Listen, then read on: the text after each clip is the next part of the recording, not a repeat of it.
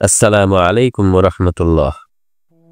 একটি TV series কি কখনো কোনো মানুষের জীবন আমূল বদলে দিতে পারে? তারই বাস্তব উদাহরণ হচ্ছে এই তুর্কি ঐতিহাসিক ড্রামা সিরিয়াল ডিরিলিস আর্তুগ্রুল, যা অটোমান সাম্রাজ্যের সত্য ঘটনার উপর নির্মিত এবং আর্তুগ্রুল গাজী হচ্ছেন উসমানীয় খিলাফতের প্রতিষ্ঠাতা অর্থাৎ উসমান বের পিতা, যিনি নিজের জীবনকে উৎসর্গ করেছিলেন শুধুমাত্র ইসলামী খিলাফত প্রতিষ্ঠার জন্য, যা পরবর্তীতে অটোমান সাম্রাজ্য নামে প্রসিদ্ধ হয়।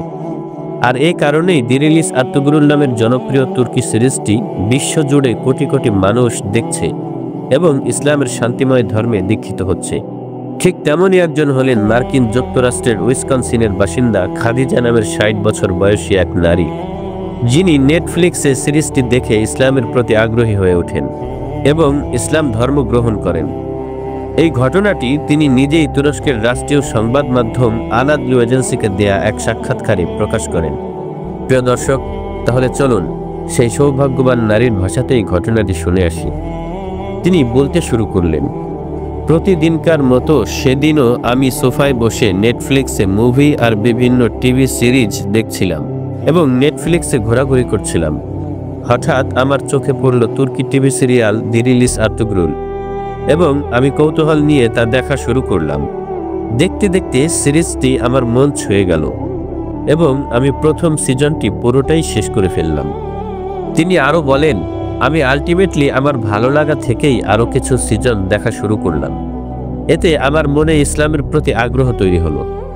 বিশেষ করে ডিরিলিস আর্তুগ্রুল সিরিজে শায়েখ মহিউদ্দিন ইবনুল আরাবির সংলাপগুলো আমার হৃদয়কে আলতো করে স্পর্শ করে গেল, যা ছিল কিছুটা এমন, কেউ একজন শায়েখ ইবনুল আরাবির কাছে বলল, আপনি মানুষ সম্পর্কে কিছু বলুন হযরত। তখন তিনি বলতে শুরু করলেন, পৃথিবীতে মানুষ হলো সৃষ্টিকর্তার মোহর। বৃক্ষরাজি, পশু পাখি, পাহাড় পর্বত, মহাসমুদ্র, নদী নালা, খাল বিল, এগুলো কেন? সূর্য কেন পৃথিবীকে আলো দেয়? চাঁদ কেন রাত্রিকে মহিমান্বিত করে? সমুদ্রের উত্তাল স্রোত কেন খেলা করে? কেন নদী বয়ে চলে? সূর্যোদয় কেন হয়? কেনই বা সূর্যাস্ত হয়? এসবই মানুষের জন্য। এই পৃথিবীর যত সৌন্দর্য এবং যত চমক, সবকিছুরই ব্যবস্থা শুধুমাত্র মানুষের জন্য, মানুষের বেঁচে থাকা এবং তাদের সুখ শান্তির জন্য, মানুষের শুকরিয়া আদায়ের জন্য। কিন্তু দেখো, মানুষ কত অকৃতজ্ঞ। মানুষ তার আসল উদ্দেশ্যই ভুলে যায় এবং সেই সৃষ্টিকর্তার বিরোধিতা করে, যিনি ভালোবেসে এই মানুষকে বানিয়ে দুনিয়াতে পাঠিয়েছেন আর পৃথিবীকে সাজিয়েছেন কোটি কোটি নাজ নিয়ামত দিয়ে শুধুমাত্র এই মানুষের খেদমতে পেশ করার জন্য। এই সংলাপগুলো যখন আমি শুনতাম, আমি বারবারই কেঁদে ফেলতাম। আমার মনে হতো, ইসলামের চেয়ে সুন্দর ধর্ম পৃথিবীতে আর বুঝি দ্বিতীয়টি হতে পারে না। খাদিজা নামের সেই নারী জানান, আমি নতুন নতুন ইতিহাস জানতে ও পড়তে ভালোবাসি, আর তাই যখন আমি আর্তুগ্রুল সিরিজটি দেখি তখন আমার চোখ খুলে যায়, ধর্ম সম্পর্কে আমার আগ্রহ আরও বৃদ্ধি পায়, আর এভাবেই ইসলামের প্রতি আমার আকর্ষণ আরও বাড়তে থাকে। এক পর্যায়ে আমি পবিত্র কোরআন শরীফ ইংলিশ ভার্সনে পড়তে থাকি। ইসলাম সম্পর্কে আমার মাথায় যত প্রশ্ন ছিল, এক এক করে সেই সব প্রশ্নের জবাব আমি কোরআনে পেয়ে যাই। তারপর এক সময় আমি অনুভব করি যে এখন আমার ইসলাম ধর্ম গ্রহণ করে নেওয়া অত্যন্ত জরুরি। অতঃপর আমি মসজিদের খোঁজে বের হয়ে পড়ি। খুঁজতে খুঁজতে আমি একটি মসজিদ পেয়ে যাই। তারপর আমি মনে সাহস সঞ্চার করে মসজিদে প্রবেশ করি। মসজিদের মুসল্লিরা আমাকে দেখে বিস্মিত হয়ে যান এবং আমাকে ইমাম সাহেবের কাছে নিয়ে যান। ইমাম সাহেব আমার ঘটনা শুনেই খুশিতে তখনই কালিমায়ে শাহাদা পাঠ করিয়ে দেন, আশহাদু আল্লা ইলাহা ইল্লাল্লাহ ওয়া আশহাদু আন্না মুহাম্মাদার রাসূলুল্লাহ। আলহামদুলিল্লাহ, আমি এখন একজন খাঁটি মুসলমান এবং এটা আমি অনুভব করি। এখন আমার মনে যে প্রশান্তি খুঁজে পাই তা আগে কখনো পাইনি, কারণ আমার জন্ম হয়েছিল একটি ব্যাপটিস্ট ক্যাথলিক খ্রিস্টান পরিবারে। জীবনে আমি কখনো প্রকৃতপক্ষে সুখী ছিলাম না। সব সময় আমার মনের মধ্যে একটা খুঁতখুঁত লেগেই থাকত, কারণ আমি কখনোই আমার ধর্ম এবং সংস্কৃতিতে কোনো পূর্ণতা খুঁজে পেতাম না। মুসলমান হবার পর যেটা পেয়েছি, আলহামদুলিল্লাহ। ইসলাম ধর্মে দীক্ষিত হয়ে আমি যখন ঘোষণা করলাম আমি মুসলমান হয়ে গেছি, তখন আমার আত্মীয় স্বজন আর বন্ধু বান্ধবরা ব্যাপক প্রতিক্রিয়া জানায়। খাদিজা নামের ওই নারী জানান, এই বিষয়ে আমি কাউকেই বিস্তারিত কিছু বলতে চাই না, আর কারো কোনো বিশ্বাসেও হস্তক্ষেপ করতে চাই না। ঠিক তেমনিভাবে আমার বিশ্বাসেও কেউ যেন কোনো হস্তক্ষেপ না করে। 6 সন্তানের জননী খাদিজা জানান, সন্তানদের নিয়ে এখন আমার সময় কাটে তুর্কি সিরিজ দেখে। প্রসঙ্গত, দিরিলিস আর্তুগরুল দ্বারা প্রভাবিত হয়ে এর আগেও যুক্তরাষ্ট্রে এক মেক্সিকান দম্পতি সহ আরও অনেক মানুষ ইসলাম ধর্ম গ্রহণ করেছেন বলে বিভিন্ন আন্তর্জাতিক মিডিয়ায় খবর প্রকাশ করা হয়েছে। উল্লেখ্য যে বাংলাদেশ, পাকিস্তান এবং ভারতে ব্যাপক জনপ্রিয়তা অর্জন করেছে দিরিলিস আর্তুগরুল।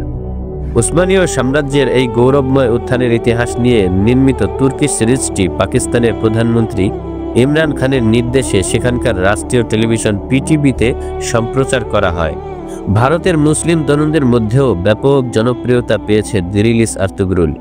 কাশ্মীর সহ ভারতের বিভিন্ন অঞ্চলের মুসলমানদের মধ্যে এই সিরিজটির প্রভাব দেখা গেছে। এমনকি কাশ্মীর উপত্যকায় এখন নবজাতকদের আর্তুগরুল নামকরণ করারও হিড়িক পড়েছে বলে বিবিসির এক প্রতিবেদনে জানানো হয়েছে। প্রতিবেদনটিতে বলা হয়, কাশ্মীরের সোপোর, পুলওয়ামা আর বারমুল্লা শহরগুলোতে এর আগে আর্তুগরুল নামে কেউই ছিল না। অথচ গত 2-3 বছরে এই উপত্যকায় যেসব শিশু জন্ম নিয়েছে তাদের অনেকেরই নাম রাখা হয়েছে আর্তুগরুল। এছাড়া শীতের মৌসুমে কাশ্মীরি তরুণদের আর্তুগরুল স্টাইলের টুপিও পরতে দেখা যাচ্ছে। গাঢ় ওয়াইন কালারের এ ধরনের মাথা ও কান ঢাকা ফার বা পশমি টুপি তুরস্কে খুব জনপ্রিয় হলেও কাশ্মীরে কখনোই এই টুপির কোনো প্রচলন ছিল না। কিন্তু জনপ্রিয় তুর্কি টেলিড্রামা দিরিলিস আর্তুগরুল এখন সব পরিস্থিতি বদলে দিয়েছে। 2017 সালের অক্টোবরে নেটফ্লিক্সে তুরস্কের এই ঐতিহাসিক ড্রামাটি অনলাইনে স্ট্রিম শুরু করার পরই ভারতে তা তুমুল জনপ্রিয় হয়ে ওঠে। বাংলাদেশেও দিরিলিস আর্তুগরুলের জনপ্রিয়তা তুঙ্গে। খোঁজ নিয়ে জানা গেছে, মাছরাঙা টেলিভিশনে 2 এপ্রিল 2017 থেকে দিরিলিস আর্তুগরুল সিরিজটি সম্প্রচার শুরু হয়। তারপর থেকে বাংলাদেশের বিভিন্ন শ্রেণী পেশার মানুষ মাছরাঙা টেলিভিশনের প্রতি হুমড়ি খেয়ে পড়ে। এই সিরিজটি সম্প্রচারের পর থেকে মাছরাঙা টেলিভিশনের টিআরপি আকাশ ছুঁয়ে যায়। জানা যায় যে ইতোমধ্যেই দর্শকরা প্রথম ও দ্বিতীয় সিজনটি বাংলা ডাবিং দেখেছেন, আর তৃতীয় সিজনের জন্য অপেক্ষা করছেন। এবং বাঙালি তরুণ তরুণীদের মধ্যেও এই সিরিজের আলোচিত চরিত্র আর্তুগরুল, তুর্গুত ও হালিমা খাতুন ব্যাপক প্রভাব ফেলেছে। বলা বাহুল্য যে ইউরোপেও তুর্কি চলচ্চিত্র র্যাঙ্কিংয়ে প্রথম, আর তুরস্কের 48% মানুষই দেশীয় চলচ্চিত্র দেখে থাকেন। মধ্যপ্রাচ্য থেকে বলকান, পূর্ব ইউরোপ থেকে ল্যাটিন আমেরিকা, সবখানেই গত 5 বছরে ব্যাপক জনপ্রিয়তা পেয়েছে তুর্কি সিরিজগুলো। এছাড়াও বিশ্বব্যাপী আলোচিত 16 শতাব্দীর অটোমান সাম্রাজ্যের ঐতিহাসিক কাহিনী নিয়ে নির্মিত সিরিজ দ্য ম্যাগনিফিসেন্ট সেঞ্চুরি বাংলাদেশে যা সুলতান সলিমান হিসেবে প্রচারিত হচ্ছে তা আকাশচুম্বী জনপ্রিয়তা পেয়েছে এবং এটি তুরস্ক ও পশ্চিম ইউরোপের 70টি দেশে সম্প্রচারিত হচ্ছে। অবশ্য মুফাসসিরগণের মতে সেই চলচ্চিত্র বা টিভি সিরিয়াল দেখা জায়েজ নাই যেখানে নারী পুরুষ উভয়ে মিলে অভিনয় করে এবং তাতে হারাম উপাদান থাকে। কিন্তু প্রশ্ন হলো, এই সিরিজগুলো দেখে যদি হলিউড অথবা বলিউড সিনেমা থেকে নিজেকে দূরে রাখা যায় তাহলে ক্ষতি কি? যদি ইসলামের ইতিহাস ঐতিহ্য সম্বন্ধে জানা যায়, যদি ইসলামের প্রতি ভালোবাসা তৈরি হয় তাহলে ক্ষতি কি? যদি এই সিরিজ দেখে কেউ নিজেকে আমূল পরিবর্তন করে ইসলামী আদর্শে উজ্জীবিত হয় তাহলে ক্ষতি কি? বিশ্বজুড়ে কত কত মানুষ এই সিরিজ দেখে ইসলামী আদর্শের ছায়ায় আশ্রয় নিচ্ছে। এটাকে আমরা সাধুবাদ জানাই এবং আমরা চাই মানুষ তার স্রষ্টাকে চিনুক, মানুষ তার সৃষ্টিকর্তার সৃষ্টি সম্পর্কে জানুক, মানুষ বুক উঁচিয়ে সত্যকে সত্য আর মিথ্যাকে মিথ্যা বলে অ্যাকসেপ্ট করুক এবং মানুষ পৃথিবীতে তার আসল দায়িত্ব সম্পর্কে অবগত হোক। এটাই আমরা চাই এবং মনে প্রাণে বিশ্বাস করি এটা সম্ভব। এর মানে এই নয় যে আমরা হারাম কিছু দেখতে বাধ্য করছি বা উৎসাহ দিচ্ছি। এটা যার যার ব্যক্তিগত ব্যাপার। প্রিয় শ্রোতাগণ, আমাদের আজকের ঘটনাটি এ পর্যন্তই। আমাদের ভিডিওগুলো ভালো লাগলে চ্যানেলটিকে অবশ্যই সাবস্ক্রাইব করে রাখবেন এবং চ্যানেলটিতে একবার ঘুরে আসবেন। ইনশাআল্লাহ দেখা হবে নতুন আরেকটি ভিডিওতে। সে পর্যন্ত সবাই ভালো থাকুন, সুস্থ থাকুন। আল্লাহ হাফেজ। আসসালামু আলাইকুম ওয়া রাহমাতুল্লাহ।